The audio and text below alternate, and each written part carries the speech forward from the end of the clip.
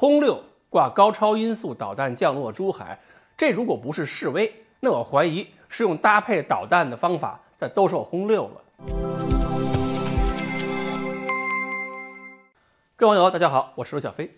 这两天呢，我有个感觉啊，就是珠海航展这展馆都快成琉璃厂了，在展厅里边转一圈，看着模型得问一问：您这无人机多少钱一套的？您这高超音速导弹怎么卖的？问完了还不着急买，还得一脸无所谓的家具。那行吧，我去别家先瞧瞧得了。没办法，咱们的产品线里边各种高超音速导弹，或者是已经非常接近高超音速导弹的东西确实比较多。你想连鹰击21都拿出来出口，人家客户肯定想多挑挑。结果现在空军也来凑热闹，用一架轰6K 挂着2枚空射弹道导弹直飞珠海，在众多记者面前带弹降落。这是中国空军第一次向全世界公开展示我们的新型的空射弹道导弹，而且那个弹头的形状呢，明显是双锥体外形，预示这种导弹就有可能又是一种高超音速的。轰6以前带巡航导弹去珠海不新鲜，而空射弹道导弹呢，很早以前美国就有研制，但是空射高超音速导弹这种东西，目前只有中俄2家才有，俄罗斯有匕首。而美国那个 AGM-183A 到现在还没有研制成功，所以它那导弹以后怎么样，得过几年再说。所以我看现在美国一些军事网站已经有了明显的焦虑感，因为以前我们航展上展出过很多类似的东西，比如车载的还有舰载的高超音速反舰导弹，就是那个 CM401，外形就跟轰6这次外挂的空射弹道导弹没有多大差别。所以美国的研究人员就认为啊，这种新导弹跟 CM401应该是一弹多型的关系。只不过那个401是出口的，可能还有几个型号是解放军自用的。以前我们展出的这个 CM401公开射程是不到300公里，至于说为什么低于300，大家都懂。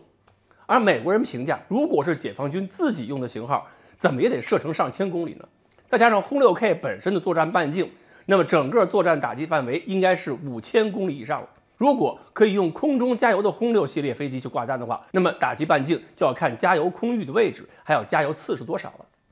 而且还要考虑一点，既然 CM401是配备了有源相控阵雷达导引头的反舰导弹，所以美国人觉得这种空射导弹也应该是能够兼顾反舰作战和对地攻击。那美国人就要琢磨一下，他们航母编队头顶上顶着多少空射的、岸基的，还有舰对舰的，甚至是潜艇发射的各种无法防御的威胁了。并且别忘了，咱们不仅仅有航天科工，还有航天科技各个集团呢。所以打航母这件事儿啊，珠海航展的展厅里边，这个琉璃厂里边内卷也很严重。另外有一点是美国人担心的，就是轰6携带这种空射弹道导弹，网上很早就有各种照片，但是通过那个照片是不足以判断我们导弹发展进度的，并且航展上厂商展出的东西，有些是概念模型，有些呢是厂家完成研制等待用户，有些是用来外销。解放军不一定用，但是这次以解放军空军身份挂弹参展，这种装备毫无疑问是形成战斗力了。既然这个型号能在空军形成战斗力，那美国人就很容易想到，同一系列海基型号和陆基型号是不是也有可能都服役了？因为对部队而言，一个战区里边一弹多型的配置，对后勤保障来说也会更加轻松简单一些。